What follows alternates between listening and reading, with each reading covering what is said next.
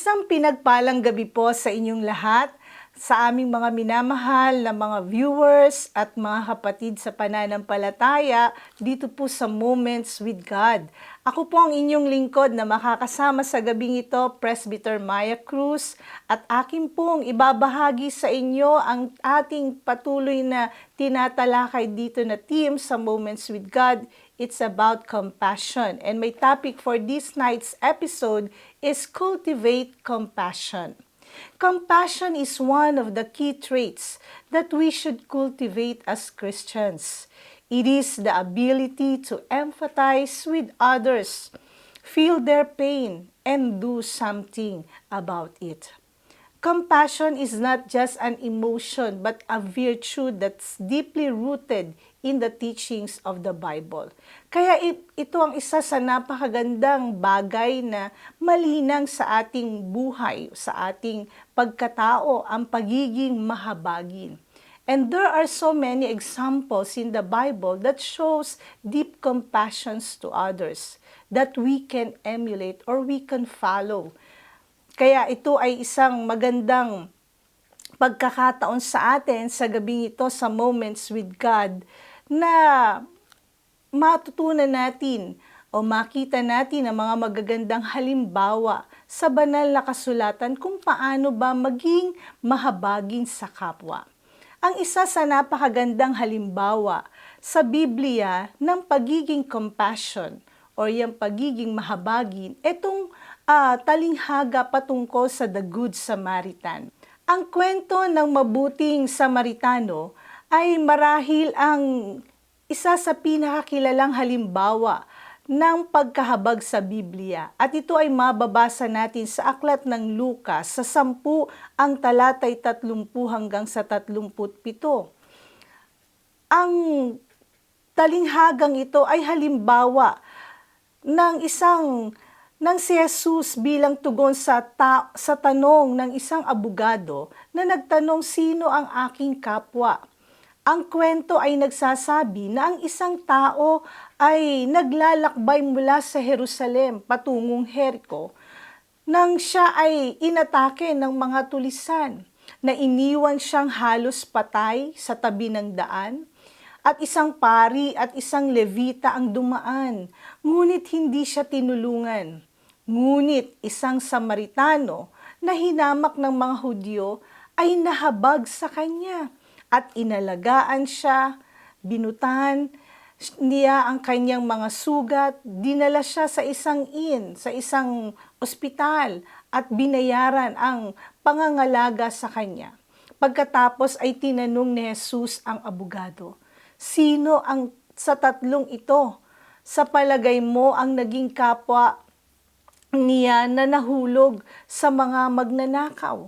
Sumagot ang abogado, siya na nagpakita ng awa sa kanya. Sinabi sa kanya ni Jesus, humayo ka at gawin mo rin ang gayon. The Good Samaritan is a powerful example of how we should treat our neighbors, especially those who are in need. The Samaritan saw someone in need and didn't hesitate to help, even though it might have been inconvenient or costly. He was willing to go out of his way to help someone who was a stranger to him. As Christians, we are called to love our neighbors as ourselves. Gaya ng wika sa aklat ng Marcos sa 12 ang talatay 30 hanggang sa 31. Ganito ang sinasabi ng banal na kasulatan sa Mark chapter 12 verse 30 to 31. Ito po ang wika ng salita ng ating Panginoon. At iibigin mo ang Panginoon mong Diyos ng buong puso mo, at ng buong kaluluwa mo, at ng buong pag-iisip mo, at ng buong lakas mo. Ang pangalawa ay ito, iibigin mo ang iyong kapwa na gaya ng iyong sarili. Walang ibang utos na higit sa mga ito. Kaya gaya ng sinabi ng Panginoon dito sa aklat ng Marcos, na ibigin ang ating kapwa gaya ng sa ating sarili. Kapag dumarating sa atin ang pagkakataon na may mga taong kailangan tayong tulungan, may mga taong nangangailangan sa atin ng tulong at ng awa, ay wala tayong pag-alinlangan na atin silang tulungan. Sapagkat ito ang payo ng Panginoon, that we must show compassion towards others who are in need. Purihin ang Panginoon, be a good Samaritan. Purihin ng Diyos, kaya ito ang isa sa napakaganda na nagpakita ng pagiging o pagkakaroon ng compassion sa kapwa. To God be the glory. Ang pangalawang halimbawa na nagpakita ng compassion sa kanyang kapwa ay walang iba kundi ang ating Panginoong Hesukristo. Sinasabi sa aklat ng Matthew in 14 verse 14, Jesus heals the sick. Ganito ang wika ng salita ng Panginoon. Pagdating ni Jesus sa dalampasigan, nakita niya ang napakaraming taong iyon. Nahabag siya sa kanila, kaya't pinagaling niya ang mga may sakit. Alam natin, mahirap ang kalagayan ng isang taong may sakit o may dinaramdam sa kanyang sarili o sa kanyang katawan. Ang maayos na kalusugan, itinuturing na isang kayamanan. Kaya ang Panginoon, ito ang isa sa kanyang ministeryo na magpagaling ng mga may sakit. Jesus' healing ministry was a powerful example of God's compassion towards the sick and the suffering. Kaya ang Panginoon ay nagpakita ng napakagandang halimbawa ng pagkahabag at pagmamalasakit sa kapwa, lalo na sa mga may sakit at sa mga maaring nagdurusa o nandoon sa pagdurusa ng karamdaman. And Jesus didn't just heal physical ailments, but also He showed compassion towards who were spiritually sick. He forgave sins and brought hope to those who were lost and despairing. Ang tao hindi lang sakit sa pisikal, maging ang kanyang spiritual ay sinasabi ng banal na kasulatan ay maaring dumating sa pagkakasakit o gaya ng isang karamdaman. Kaya ito ay dala o bunga ng kasalanan ng isang tao. Kaya ang sabi ng salita ng Panginoon sa aklat ng Psalms in chapter 38, ang wika rito ng salita ng Panginoon, because of your anger, I am in great pain. My whole body is diseased. Because of my sins, I am drowning in the flood of my sins. They are a burden too heavy to bear. As Christians, we are called to follow in the footsteps of Jesus and show compassion towards those who are sick, both physically and spiritually. We can bring healing and forgiveness to others by bringing to them the Word of God. Hindi lang pala ang tao pwedeng bigyan ng kagalingan ng Diyos sa kanyang sakit physically. Kaya rin ng Panginoon at gusto rin ng Diyos na ang tao ay bigyan ng kagalingan at kaginhawahan, maging ang kanyang spiritual. Gaya nga ng winika sa aklat ng 3 Juan. Sa 1 ang talata ay sa 2 ang wika rito, Beloved, I pray that in every way you may succeed and prosper, be in good health physically, just as I know your soul prospers spiritually. Ang wika pa ng salita ng Panginoon sa Proverbs sa chapter 4 in verses 20 to 22, My son, attend to my words, consent and submit to my sayings. Let them not depart from your sight. Keep them in the center of your heart, for they are life to those who find them, healing and health to all their flesh. Purihin ang ating Panginoon. Kaya ang isa pang napakagandang pagpapakita ng compassion sa ating kapwa ay hindi lamang sila bigyan ng kagalingan sa kanilang mga sakit. Alam nyo, biyaya ng Diyos sa atin sa moments with God, Marami ang nagre-request ng panalangin sa kanilang mga karamdaman.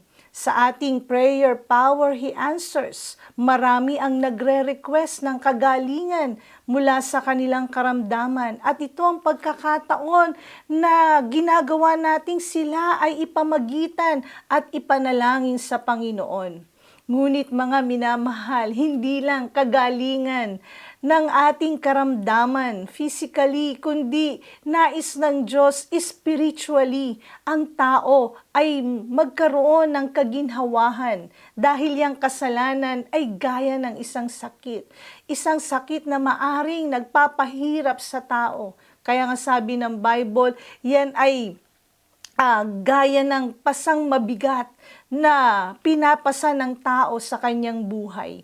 Kaya minsan hindi natin maunawaan, wala naman tayong sakit physically, pero may mabigat, mayroong kabigatan, mayroong kapaguran at kapagalan sa buhay ng isang tao. Pero salamat sapagkat ang magpakita ng compassion sa kanyang kapwa ay paraan ng Diyos upang ang tao ay magtamo ng kagalingan sa kanyang karamdaman at kagalingan sa kanyang spiritual na kalagayan. At ito po ay sa pamamagitan ng pagbabahagi sa inyo ng salita ng Diyos dahil ang Panginoon ang siyang pinagmumulan ng kagalingan, ng kaginhawahan, hindi lang ng ating katawan, kundi maging ng ating mga kaluluwa at spirito. Purihin ang Panginoon. At ang pangatlong halimbawa na ginawa ng ating Panginoong Jesucristo bilang pagpapakita niya ng kahabagan at kaawaan o compassion sa tao na ang Panginoon ay magpakain ng maraming tao. Jesus feeds the multiple. Ito ang wika sa Matthew sa chapter 15 sa verse 32 hanggang sa 39. Dito mababasa natin ang tungkol sa pagpapakain ni Jesus sa maraming tao na 3 araw na kasama niya na walang makain. Nahabag si Jesus sa kanila. At ayaw niyang paalisin silang gutom. Hiniling niya na sa kanyang mga alagad na dalhin sa kanya ang 7 tinapay at ilang maliliit na isda na mayroon sila. At ito ay pinagpala niya at pinagputol-putol at ibinigay sa kanyang mga alagad upang ipamahagi sa karamihan. At kumain ang lahat at nabusog at nakakolekta pa sila ng 7 malalaki pang basket na natitirang pagkain. Jesus' feeding of the multitude is a powerful example of His compassion towards those who are hungry and in need. He didn't just provide for the physical needs, but also showed them that He cared about them and wanted them to be satisfied.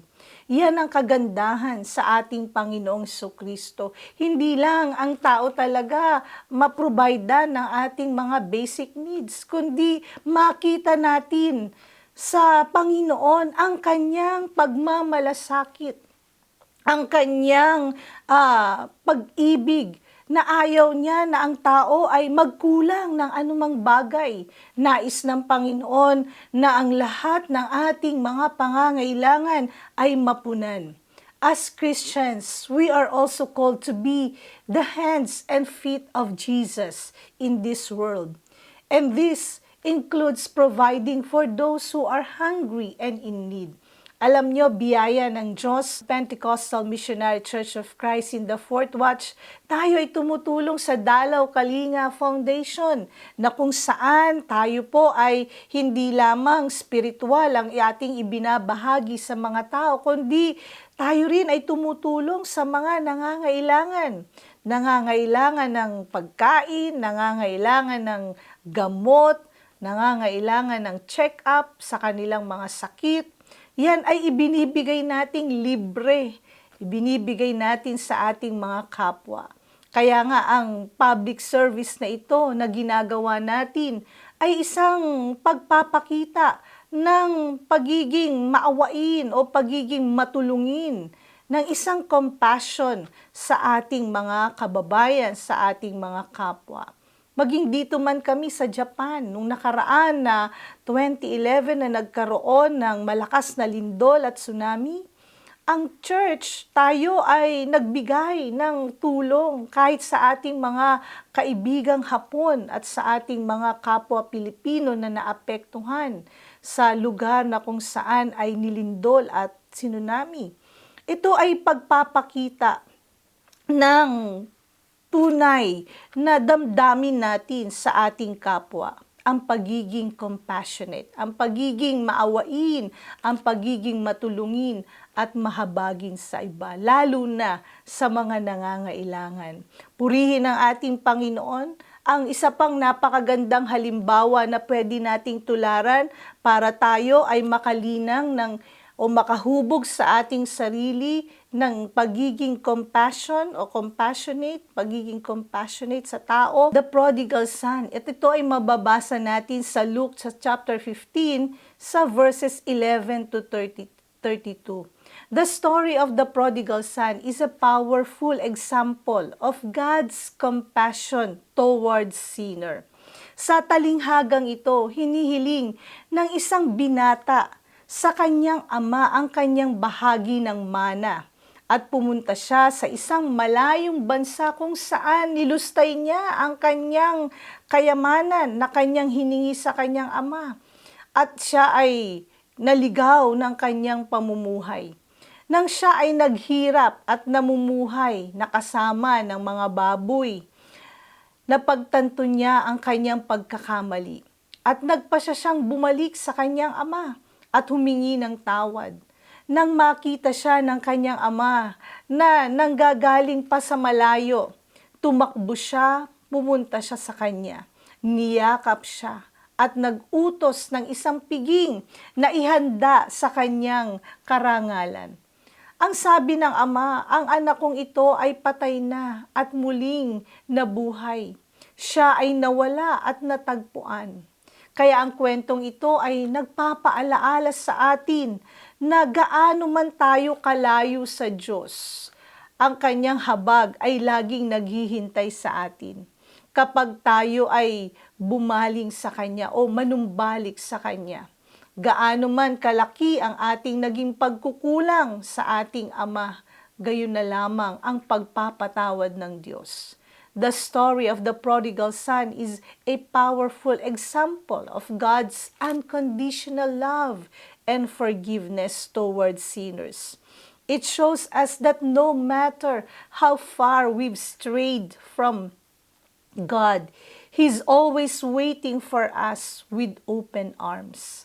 Purihin ang ating Panginoon, and as Christians, we are called to show the same love and compassion towards others, even those who have wronged us. Mabuting bagay na ang ating gawin bilang isang alagad ni Kristo na ang tao ay ating ipanumbalik sa Panginoon. Alam niyo po, tayo noon ay gaya ng naligaw, natupa at nahiwalay sa Diyos. Yan ang sinasabi ng banal na kasulatan sa aklat ng Isaiah, sa Isaiah 53 sa verse 6. Tayong lahat na gaya ng mga tupa ay naligaw. Tayo ay tumungo bawat isa sa kanyang sariling daan at ipinasan sa kanya ng Panginoon ang kasamaan nating lahat. Binabanggit pa sa Isaiah sa 59 sa verse 2, kundi pinaghiwalay ng inyong mga kasamaan, kayo at ang inyong Diyos, at ang inyong mga kasalanan ay siyang nagpakubli ng kanyang mukha sa inyo upang siya'y huwag makinig. Kaya itong ating kalagayan noon, mga kapatid, mga minamahal at mga kaibigan namin, tayo ay hiwalay sa Diyos. Tayo ay malayo sa Panginoon. Tayo ay gaya ng tupang naligaw. tinahak natin ang ating sariling landas. At yan ay dahil sa ating naging pagkakasala sa Panginoon. Gaya ng prodigal son, nang siya'y nagkasala laban sa kanyang ama, nakita natin ang kanyang naging kalagayan. Nang siya'y mahiwalay sa kanyang magandang kalagayan at relasyon sa kanyang ama, siya'y naging palaboy, siya'y kumakain ng pagkain ng baboy. Noon, ang ganda-ganda ng kanyang kalagayan. Alam nyo, sabi ng banal na kasulatan, ang taong hiwalay sa Diyos, kailanman wala siyang magagawa. Maaring hindi natin nakikita na tayo nagkakasala sa Panginoon dahil maaring nakagagawa tayo ng mabuti sa ating kapwa. Pero mga minamahal, ang katotohanan sinasabi ng Biblia, bunga ng ating kasalanan, tayo ay nahiwalay sa Panginoon. Bunga ng kasalanan, tayo ay gaya ng isang tupang naligaw at tinahak ang sarili nating desisyon at kalooban. Pero pag tayo, mga kapatid, ay manumbalik sa Diyos, ito ang napakagandang gawin ng bawat isa sa atin. Ang compassion ng Panginoon ay makikita natin at mararanasan natin ang kanyang di pangkaraniwang pag-ibig at pagmamahal sa atin. Gaya ng sinasabi ng banal na kasulatan sa 1 Peter sa chapter 2 sa verse 25. Sapagkat kayo'y gaya ng mga tupang nangaliligaw, datapwat ngayon ay nagbalik kayo sa pastor at obispo ng inyong mga kaluluwa. Kaya paano tayo manunumbalik sa Diyos? Magsisi at magpahayag ng ating kasalanan sa Diyos. Yan ang wika pa ng salita ng Panginoon sa aklat ng unang Juan sa 1 ang talata ay sa 9. Kung pinahahayag natin ang ating mga kasalanan, ay tapat at banal siya na tayo patatawarin sa ating mga kasalanan at tayo lilinisin sa lahat ng kalikuan. Kaya ang pagiging compassion ng Panginoon, dito niya ipinakita sa atin ang kanyang di pangkaraniwang pag-ibig. Sino tayo para ibigin ng Panginoon? Tayo nagkasala sa Diyos. Malaki ang ating naging pagkukulang sa Panginoon. Pero gayon paman, kung tayo ay manunumbalik sa Kanya, gaya ng prodigal son, bumalik sa piling ng kanyang ama. At anong sabi ng salita ng Panginoon? Tayo ay patatawarin ng Diyos. To God be the glory. Maging ganun din tayo sa ating kapwa. Idalin natin ang ating mga mahal sa buhay na maaring sila ay hiwalay pa sa Panginoon. Maaring sila ngayon ay gaya pa ng tupang naliligaw. Kaya tayo sa biyaya ng Diyos, ating ginagawa ang lahat ng paraan, ang pagmimisyon, ang pagpapatotoo ng salita ng Panginoon sapagkat ibig natin na ang mga nahiwalay, ang mga nangaligaw ng landas ay makapanumbalik sa piling ng Panginoon. At ito ang tunay at tamang pagpapakita ng compassion, ng pagiging mahabagin sa tao. Sapagkat alam naman natin, ang tao, kapag siya ay mahiwalay sa Panginoon, sabi ng banal na kasulatan, wala siyang magagawa. Lalo ang tao mahihirapan, lalo ang tao ay mapapagal sa kanyang buhay. Kaya salamat sa Panginoon sapagkat may salita ang Diyos na patuloy na nanawagan sa atin upang ating dinggin at sundin ang kanyang mga salita. Purihin ng Panginoon at ang panglimang halimbawa na pwede pa nating linangin sa ating sarili, sa ating buhay, na tayo ay magkaroon ng compassion, itong the forgiveness of sin. Yan naman ay mababasa natin sa Luke sa chapter 7 sa verses 36 to 50. We read about a woman who was known to be a sinner, who came to Jesus while he was eating at a Pharisee's house. She wept at his feet and washed them with her tears and wiped them with her hair. The Pharisee was appalled, but Jesus had compassion on the woman and forgave her sins. He said to her, "Your faith has saved you. Go in peace." The story of the woman who anointed Jesus' feet is a powerful example of God's compassion towards sinners. The woman was a known sinner, and the Pharisee judged her harshly for her actions. But Jesus saw past her sin and showed her compassion and forgiveness. As Christians, we're called to show the same compassion towards those who have sinned and to offer them forgiveness and hope in Christ. Maaring tayo minsan nakakaranas na magawan tayo ng masama ng ating kapwa. Nakakaranas tayo ng hindi maganda mula sa ating maaring sa ating mga kaibigan at mga mahal sa buhay. Pero gayon paman, ang pagiging compassion ay pagiging mahabagin at mapagpatawad sa kasalanan ng iba. Kahit nakikita natin o naranasan natin mula sa ating kapwa ang hindi maganda, gayon paman, bilang compassionate na tao, kailangan nating magpatawad sa kanilang kasalanan gaya ng Panginoong Jesucristo. Gaano man kasama maaring sa lipunan sa mata ng iba, ang babaeng ito ay masama, pero sa Panginoon, sabi ng banal na kasulatan, bunga ng kanyang pananampalataya sa Panginoon, binigyan siya ng Diyos, ng kapatawaran at pag-asa ng Diyos sa kanyang buhay. Purihin ang Panginoon at tayo nagagalak at nagpapasalamat sapagkat sa ating pananampalatayang ito, ino-offer natin sa tao, no? Ibinabahagi natin sa tao na ang Panginoon ay nagpapatawad. Ang Panginoon ay nagbibigay ng pag-asa sa mga walang pag-asa. Gaya ng makasalanan, parang hinamak ng lipunan, hinamak ng mga tao dahil sa kanyang kasalanan.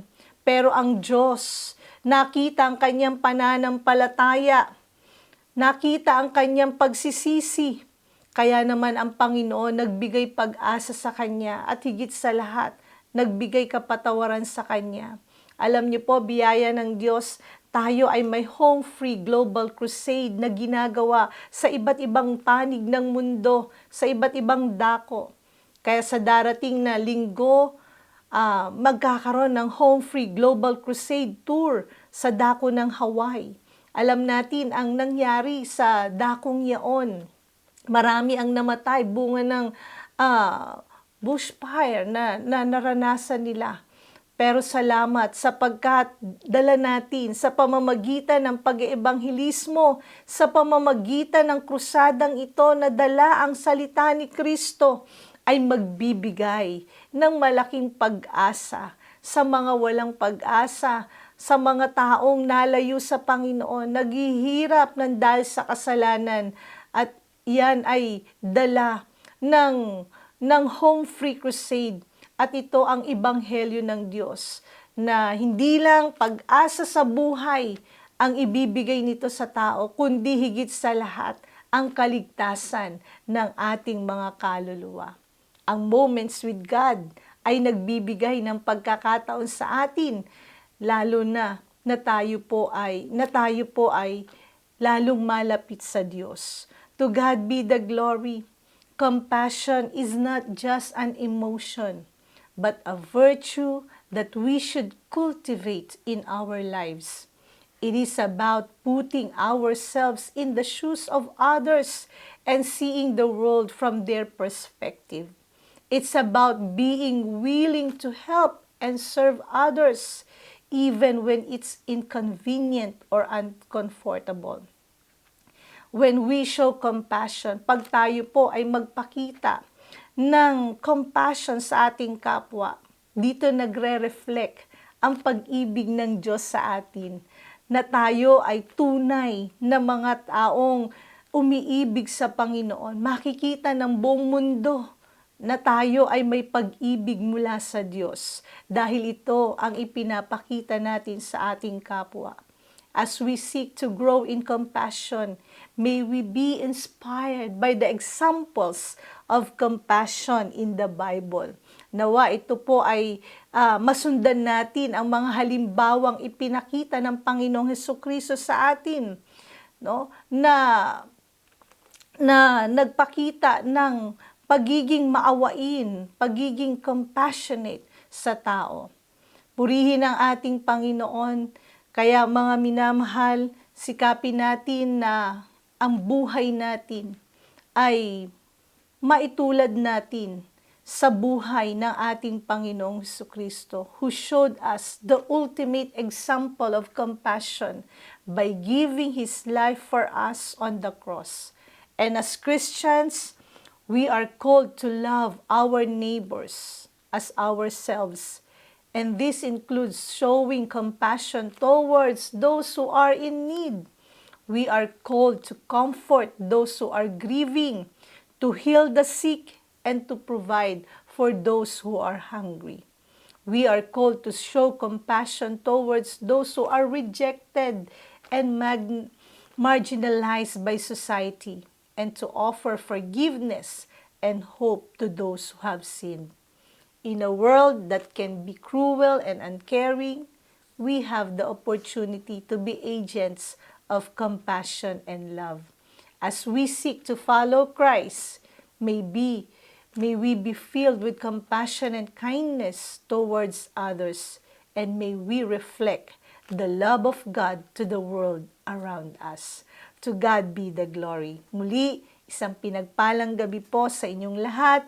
Kami po ay nagpapasalamat sa inyong walang sawang pagsubaybay at pagtanggap ng mga salita ng Panginoon dito po sa Moments with God. Thank you for watching Moments with God. If you enjoyed the video, click like and subscribe for more uploads.